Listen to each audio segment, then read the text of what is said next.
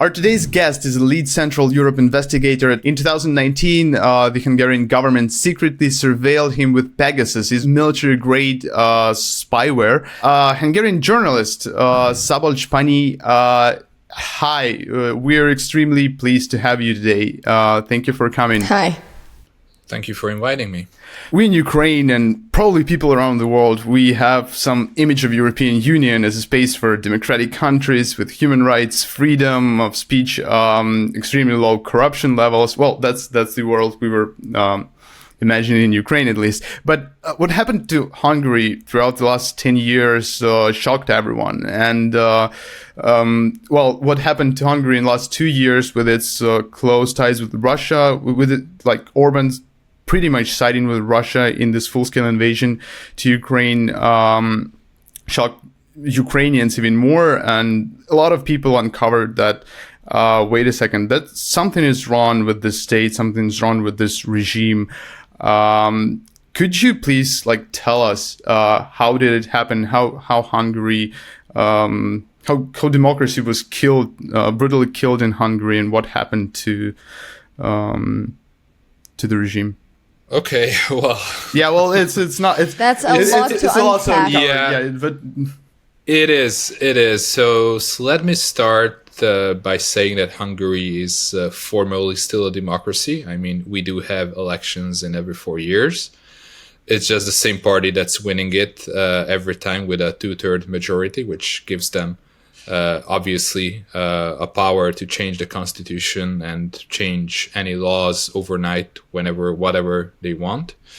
And also all the so-called checks and balances in the country have been dismantled, meaning that the president of the republic is a former minister of Prime Minister Viktor Orban, heads of different state institutions such as the National Bank or the State Audit Office, the Tax Office, the Constitutional Court. They are all packed with appointees of Viktor Orban. These are people who are loyalists. They are appointed for 9 or sometimes 12 years, meaning that essentially there's no one that could say no if this prime minister, or if this government does anything crazy, because all of the people who are supposed to be independently checking, verifying, scrutinizing the actions of the government are themselves former governing party members. They are getting very nice salaries from the state, and they are just not interested in doing what their job is supposed to be. So formally, Hungary is a democracy because it's a parliament, it's the prime minister, it's a president who's appointing all these people. There are elections, and there are no stuffed ballots because the trick there is that during the campaign period or between two elections, the competition is just not fair, because the line between the governing party and the state is completely blurred, meaning that the state is using all its apparatus to campaign for the governing party, and obviously, for the opposition, it's just not a fair game. But the other thing is with the media. So there has been a lot of reporting also internationally about what has happened to Hungarian free media. It has been a gradual deterioration when it comes to press freedom, but it has also been a gradual strategic plan that's been executed by Prime Minister Viktor Orban. In 2010, when he came to power with a 2/3 majority, he rewrote the constitution. The MPs in the parliament, loyalists of Orban, they voted in favor of a new media law. So they changed the whole legal system. And parallel to that, what we saw is that state-owned banks, like, for example, the Hungarian Export-Import Bank, started financing the acquisition of Hungarian media by right-wing businessmen. And that has been going on for years and years. And this has led to, media is struggling just like everywhere because of economic reasons. So foreign investors from Germany, from Finland, from other countries, they've been selling their assets, TVs, radios, newspapers this is the way how we refer to them, to pro-government businessmen or to businessmen in the orbit of Viktor Orban. So these wannabe oligarchs have been buying up all the struggling media. Then some of these media outlets have been shut down. Journalists have been fired, and actually that was the better option, because the worst option was when these media outlets were actually turned into very evil propaganda, and a lot of journalists were essentially faced with the question whether there's going to be a stable salary and they can feed their kids and pay their loans, or they would just be unemployed. So even a lot of formerly credible good journalists opted for working for the government, and gradually, obviously, they realized that what they're doing is propaganda. But it all comes down to the same question: is there a fair election process in Hungary? Is there a fair campaign? No, because this so-called right-wing media empire has been consolidated. It has been centralized. There was a point a couple of years ago when all these formally, seemingly independent right-wing businessmen, the same day, they came up with the idea that they're gonna donate their asset to a foundation. So they just donated their assets worth of millions of euros to a foundation that was set up by Orban loyalists, and now this foundation is controlling hundreds of different titles, news sites, TVs, radios, magazines. And actually, they are receiving direct orders from one of the ministries about what they should write, how they should write, what are the latest slogans of the government that they should emphasize. So it's a centrally coordinated message that this propaganda empire is distributing. And of course, this is like heavy artillery fire on the opposition and in favor of the government, especially when it's election season. I was gonna say, this sounds like Ukraine in 2014, like before, but then you said that they donated their asses, to this foundation, and this sounds like closer to Russia at this point. This is scary. Wow. It's like Russia, what Putin did in 2000, but better, somehow more. Yeah, but more sophisticated. Yeah, more elaborated. Yeah, and it's a big difference between Hungary and Russia, that in Hungary there's no violence being used. So obviously, when this donation has happened, it was not because these people were pressured to donate their properties, but in the first hand, it was never really their properties. They were just fronting, obviously, for the governing party. They were just fronting for Viktor Orban. The government needed people who could pose as independent investors and businessmen, but as I said, the money that they got to buy these media outlets came through loans that were given by state-owned banks. So it was pretty obvious that these people are just stooges or strawmen. Yeah. So it was not like in Russia where you had oligarchs and these oligarchs were forced to hand over what they had. It was the other way around. So Hungary. Jeez. I mean, it's a really special. I would say it's a really special regime because everything is centralized. We don't have oligarchs, so we don't have rich businessmen who would try to influence and control different parts of the government. It's the other way around. It's the government and it's the prime minister who's exerting his influence over business, over the economy, and also over media. Wow. Well, in Ukraine, when we fight corruption, and we will try to reform our country, etc. We rely heavily on European Union, on United States to influence, to have some, because they have some leverage. They have they issue some funds for our government since 2014, and even before that. And we also like try to influence them so they would influence our government. How did European Union, which Hungary is a part from, like how did they let all this happen in like 10, 12 years, and I guess like almost no sanctions towards Hungary whatsoever? Well, I mean, so there. Because the reason we're asking is because every time we do something, we're not part of the EU. That's another issue. But every time we're struggling for a thing, we're the brat, we're the bad guy. We're like, you don't do anti-corruption reforms, Ukrainians. You don't fight corruption good enough, and we're always kind of they let us know when we're done goofed. Was there anything like that with Hungary? Really, did anybody even try to like stop this from happening?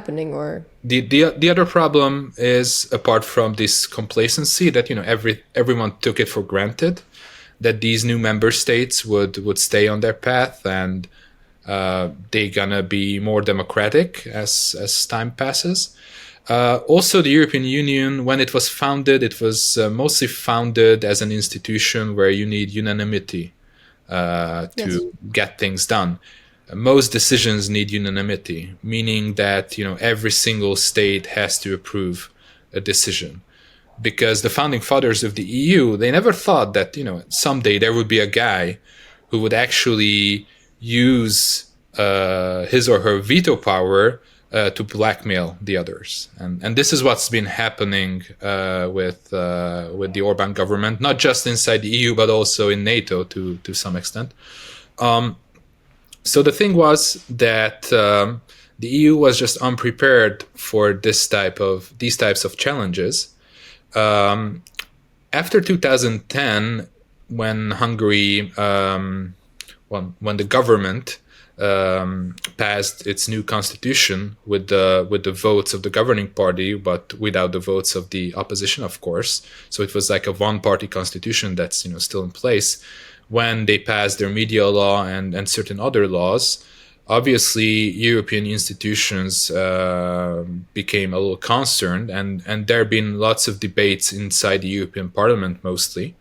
Viktor Orban has been heavily criticized, but the problem was that it was always the European Parliament, which doesn't have any executive power. All they can do is, raise an issue, debate about it, summon the prime minister, force him to explain himself. But in the end, nothing will happen. And that was going on for many, many years. The other two, branches of power in the EU are the European Commission, where also there's a commissioner from Hungary every time, obviously. And the European Commission is essentially just trying to manage the EU. It's not interested in lecturing member states, in trying to pressure any of those. It's more interested in keeping the union together and moving forward. And then, of course, you have the Council, which is the assembly of all the leaders of the EU, prime ministers, presidents.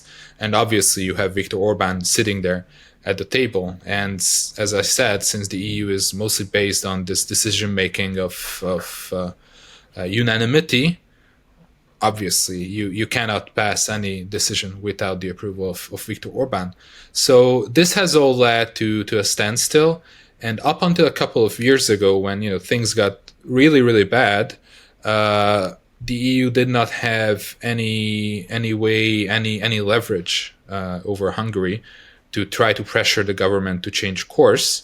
It has changed right now, and currently we're in a very interesting phase, because there's been a so-called conditionality mechanism accepted, which means that Hungary has to fulfill certain new criteria in order to access EU funds.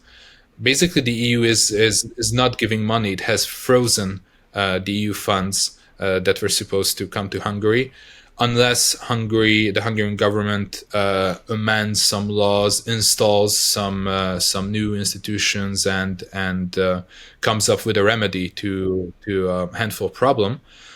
Again, this is a very bureaucratic and long process, and all the EU can do is withhold the money from the Orban government, but it doesn't really have the power to actually force this government to respect EU values, apart from not paying those funds.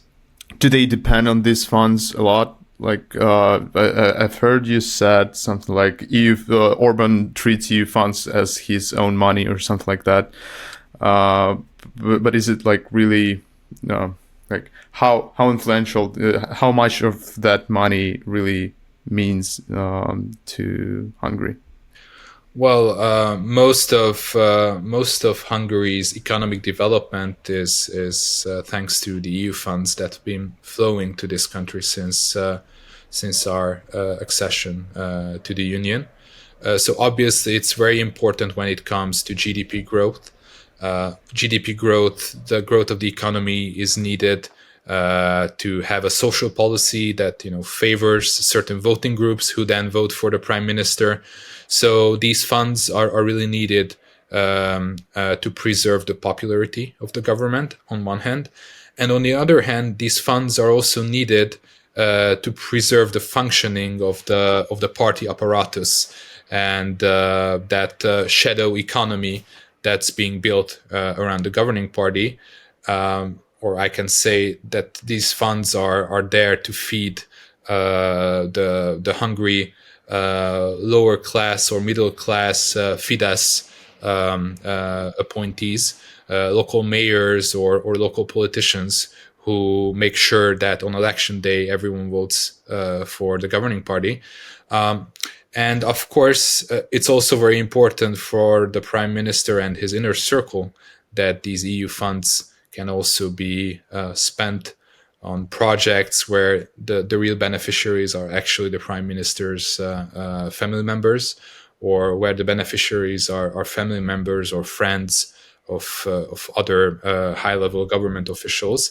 And this is actually one of the reasons why these EU funds are currently being blocked, because there have been tons of reports, credible reports, that there's a misuse of EU funds, and that even the prime minister's own family, his son-in-law, his father, has been benefiting from these money. Mark, this is exactly like Yanukovych's family, right? Back in 2000, yeah. What? Like they brought their families into business, and but smarter, much smarter. It's like way more sophisticated. Yanukovych was and way more frightening, ridiculously, yeah. But it's scarier, and I'm getting like I'm listening, and I'm like, and I wouldn't call it like nostalgia, because nostalgia is a good feeling, but I get these like vibes of like flashbacks. I think in this, if flashbacks, it's like I don't think anybody can understand, Hungarians like you as well as Ukrainians at this point, because what you're saying like feels very close to home, if you will. Well, I would say that, corruption has different faces. Of course, there are different traditions when it comes to corruption.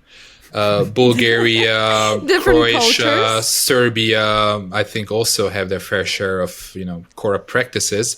Yeah. But it does differ from country to country. And also in Hungary, it's been completely different since the mid-2010s, since it was compared to what it was before. So before that, we had the usual traditional Eastern or Central Eastern European corruption. Everyone's corrupt. Everyone's getting a small share of this or that government procurement. But in the last decade, it has all been centralized. Like those people who are caught stealing without the approval, without top approval, they sometimes go to jail. But obviously, the trick here is that when there's an approval from top, then you can do whatever you want. Permission. You just have to ask permission. Exactly. And just getting back to the previous topic, so a third problem here, when we talked about that the European Union lacks any kind of leverage. Yeah. So I think probably the biggest problem is that the EU cannot prosecute crime in nation states, in member states. So to give you an example, in the mid-2010s, it was discovered by the EU's anti-fraud office called OLAF that there's a public procurement scheme going on in Hungary where EU funds are spent on changing the public lighting in towns, and the company that benefited from that was actually owned at a certain point by the prime minister's son-in-law. Just like that. The problem was that Yeah, that is like we have that every day. yeah, I mean, there were lots of irregularities. There were similar cases. It has all been discovered by the EU's anti-fraud office. But what they could do after, establishing that, there's fraud happening, they had to send over these files, these documents, the investigation documents to the Hungarian prosecutors, because it's up to the Hungarian prosecutors to actually start doing something, to start doing like house searches, arrests, etc.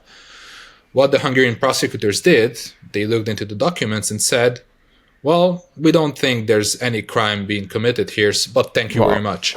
The head of the Hungarian prosecutor's office is a former member of the governing party, and he's been an Orban loyalist, and he's been the chief prosecutor under Orban since Orban became prime minister. So he's the most stable guy after Orban in his position, and he's making sure that there's no serious investigation launched into cases where the prime minister's inner circles are involved. So although the EU is aware, the EU can prove that there's been wrongdoing, that the money that Dutch, German, French taxpayers were contributing to the development of Hungary have been stolen by people who are pretty close to the prime minister. But in the end, there's no authority to prosecute them, because it's up to the Hungarian prosecutors, who are not doing their job because they've been hijacked. So, and this is what we're seeing now, that these funds are not coming anymore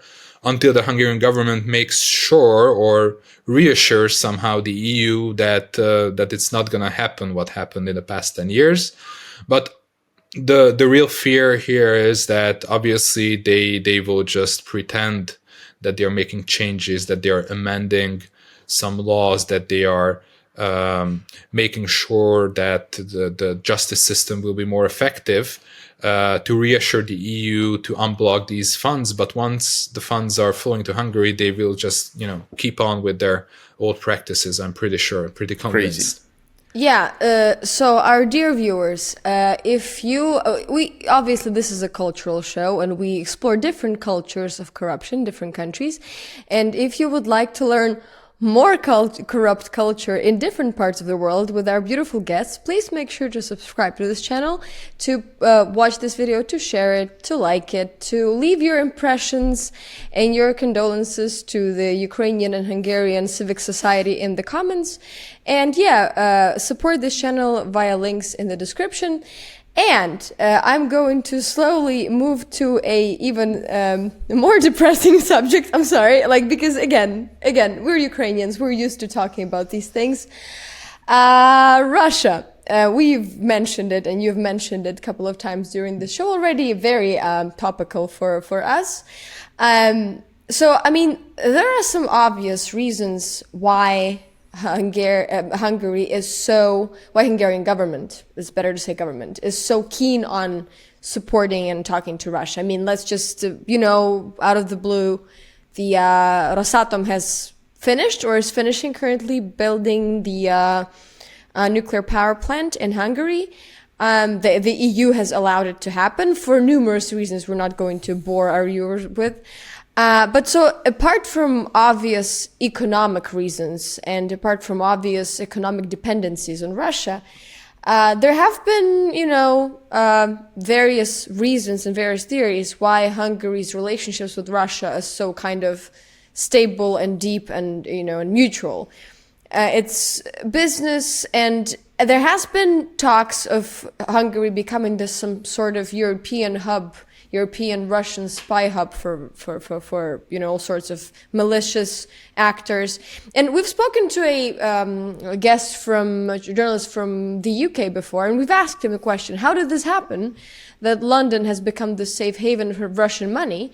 And would like to ask you the same question: how did it happen that Russia has embedded itself so deeply into a culture so far away from Russia? And we suffered a lot from right? Russian, occupation Suffered before. a lot from Russian back in the days.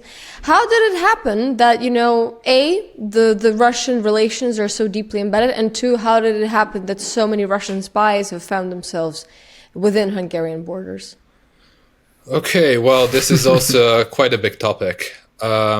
First of all, Hungary, unlike the Czech Republic, for example, or certain other Central European countries, especially the Baltic countries, when we had our democratic transition, we didn't ban former state security agents or former politicians who were high up in the Communist Party from participating in public life, which meant that those so-called communist structures, power structures that have been there for decades, have remained.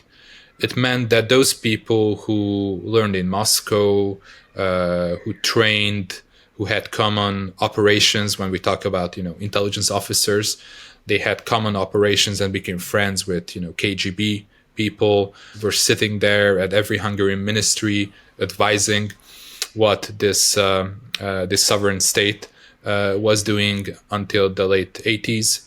And in the 90s, these people who had their personal ties, their professional ties to Russia, transformed these ties into business ties.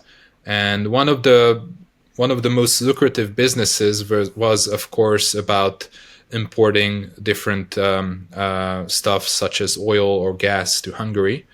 And obviously corruption was heavily involved in those days, which meant that from day one the Hungarian state and its apparatus was infiltrated by Russian interests, that the personal wealth and success of politicians was depending on maintaining a close relationship with Russia.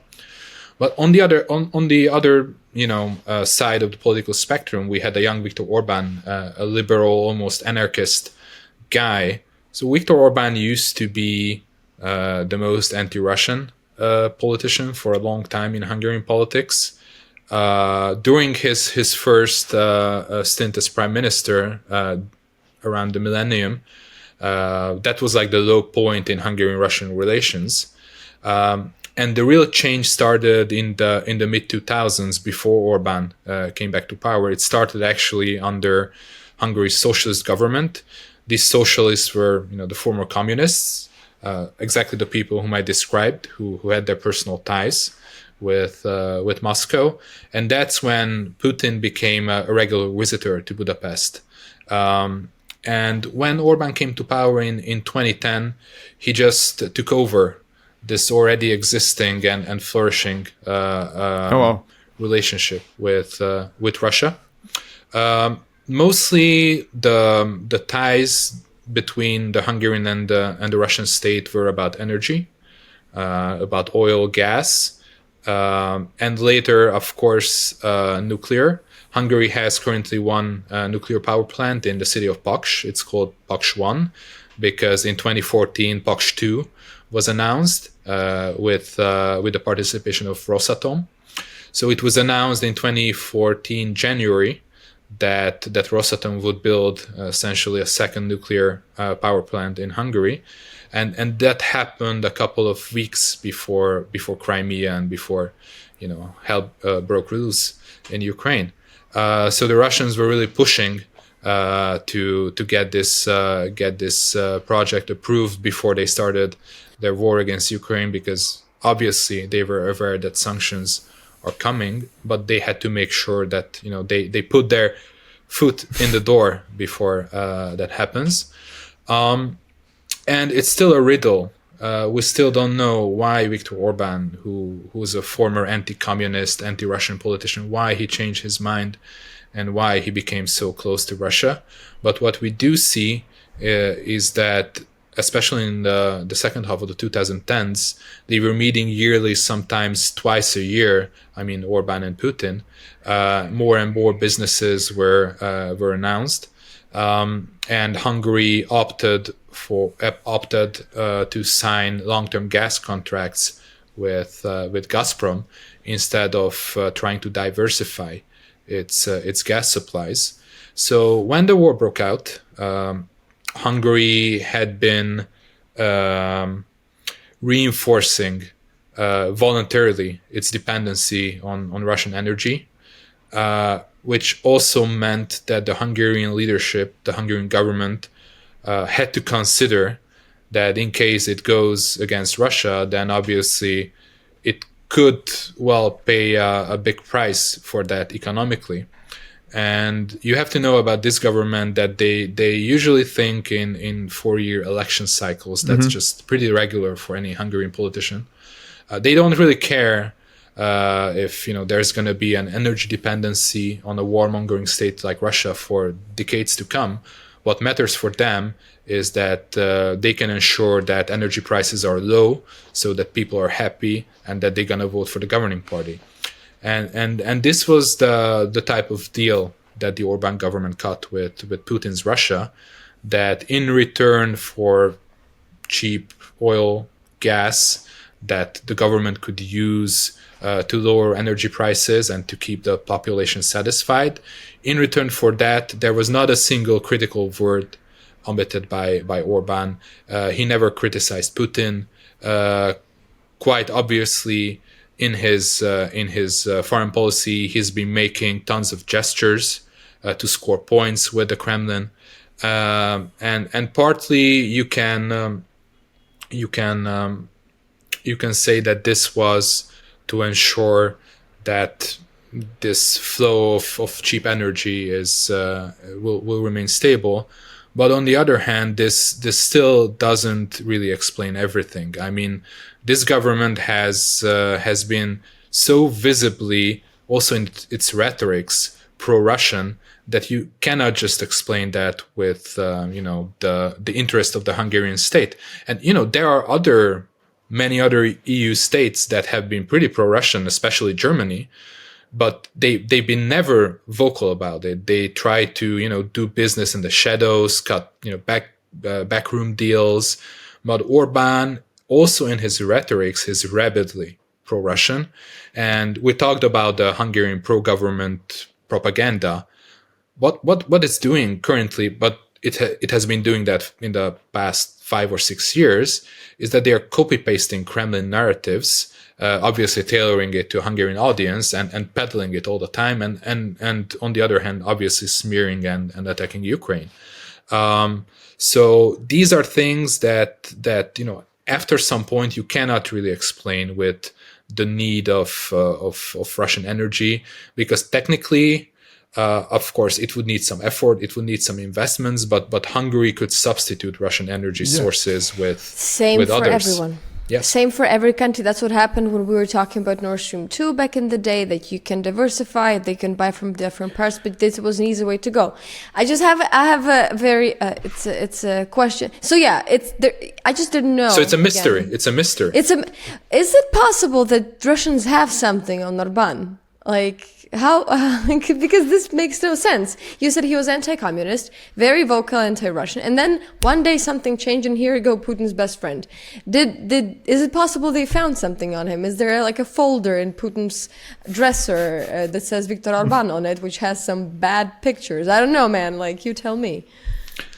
Well, I'm an investigative journalist. I deal with facts. That's why I'm asking. I try to uncover, the hidden money flows. Me and my colleagues, we've been reporting on Russia-tied business deals since forever.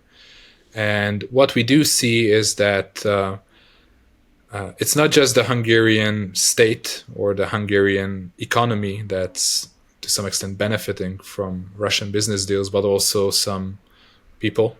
some economic players, and some of them are pretty close to the prime minister.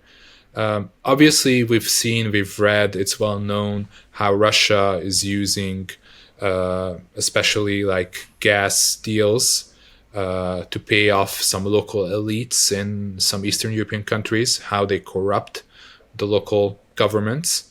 So far, we haven't really managed to connect the dots to Orban. Like, we cannot say that he's personally benefiting from these business deals.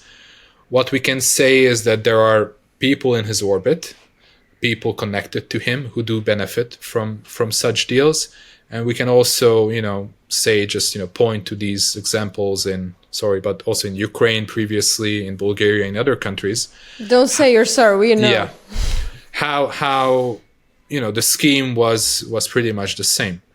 A very good Hungarian Russia expert said in a podcast that Viktor Orban doesn't act as a man who has his own free will when it comes to Russia.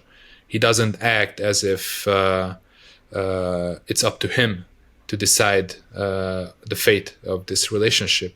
He acts as someone who's acting under pressure. He acts as someone whose options are limited, and I think that's pretty interesting. Obviously, most of my work is focusing on trying to prove those money flows and those other incentives that may be behind this strange relationship between Orban and Putin.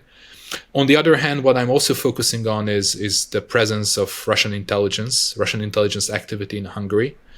And what I can tell, what I reported on, shows that it's been a very severe, very deep infiltration by Russian intelligence when it comes to the Hungarian government and the Hungarian state. And I'm not talking about the prime minister right now, but I'm talking about mid-level or low-level officials. The Russians are everywhere. Their people are everywhere.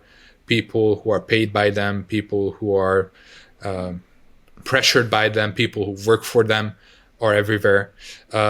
So this means that by the time that a decision is being made on the top, it goes through different layers, and all of these layers have been somehow influenced or hijacked by some actors who have their ties to Russia.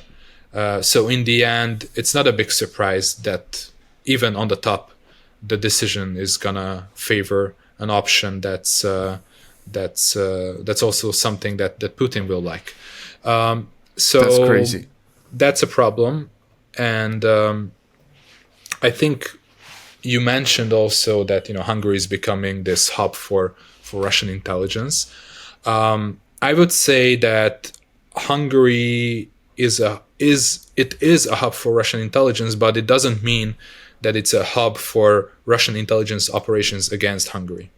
Because why would Russia try to use its intelligence services currently to infiltrate more or to influence the Hungarian government when it's already been happening for at least a decade?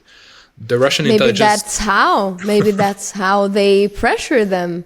Maybe they find out about these sneaky deals that the Hungarian government does, and then just let them know that they know. I don't know.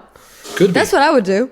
Could be, but the problem is bigger because Hungary is I think Mark Galeotti used this phrase that Hungary has become a black hole for counterintelligence.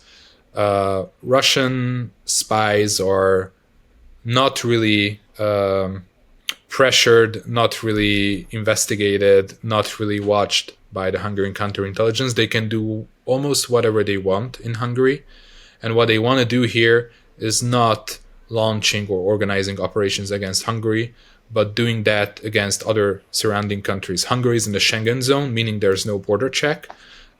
If a Russian operative is based in Hungary, he or she can easily travel to Austria, to Slovakia, Czech Republic, Germany, even the Balkans.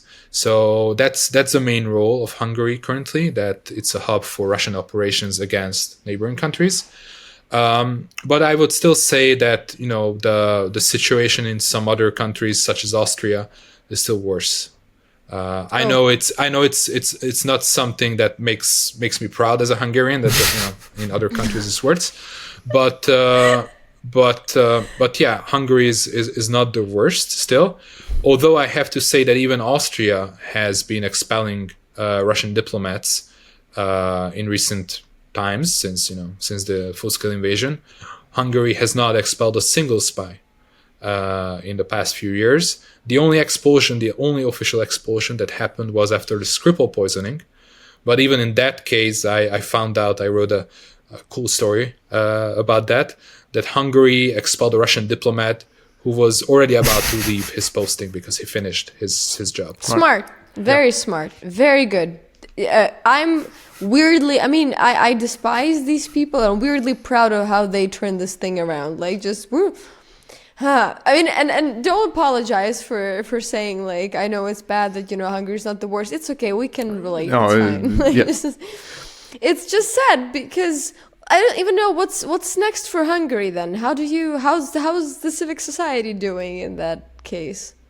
Well, both independent Hungarian you had journalists Pegasus on your phone. Yeah, that's done. And also Hungarian NGOs are under pressure. So it's not easy, I would say, but again, it's still not Russia. So we're still within the framework of legally operating in this country. We're not getting jailed. We're not getting beaten up or harassed. There's no murder. So we're safe physically. But of course, the government does everything to make our lives and our reporting as hard as possible. So what's next for us? I don't know. I'm not optimistic about what is about to come. I think that the Hungarian state will increasingly use its power to punish, to use its authorities to fine, to harass people, tax audits or other types of harassment. Not physical. But also, what's a big problem here is that Orban came to power in 2010. There's not much change that we expect to happen in the following years. So a lot of people are giving up. A lot of journalists are leaving the profession. A lot of young people, talented young people, who in a normal country would be destined to become, the next generation of politicians or leaders in the NGO sector. They are leaving the country to live elsewhere, and that's a big problem. So I'm not optimistic. I'm gonna, be carrying on with doing my job, and I hope that many of my colleagues are doing the same. But I don't expect any change in the short term. I have a positive ending. Ukraine is very close to a European country. Or to a country where, it's being talked about kicking out Hungary from the EU. No. Listen, Hungary shouldn't strive to be with us outside EU. It's not a cool kids club. It's chill. Like, you can stay there. Just like we're getting closer somewhere. No, I really hope it works out. I ask our Hungarian subscribers, in case we have some, and our European subscribers to go check out VSquare and Direct 36 to see what it's all about and to be more engaged and just to know what's coming and to take care of each other in their little European pool of friends. And yeah, I thank you for joining us and for sharing, giving some clarity, because sometimes you're in Ukraine, everything is in shambles, and then you watch TV and then Viktor Orban says something and you're like, again. And thank you for doing this job, what you're doing, because I think it's one of the hardest jobs there is, especially in your circumstances. And we know it, and we can relate to that. Oh yeah, being investigative a journalist in an Eastern European country is both good because you have a lot of work, the corruption is there, go investigate it, but also it's ridiculously challenging and emotionally draining. And, after all, all investigative journalists are citizens of their country, first and foremost. And yeah. Well, thank you very much for inviting me, and I hope the next time we talk, we can talk about how close our countries have become, how close allies we are, and how we can share best practices of how we eradicated corruption in our countries. Well, just have a little conversation. Who did it better? Oh, yeah. No, we did it better. No, we did better. Yeah, and please, guys, stay safe. And yeah, thank you for watching this great video, and we will see you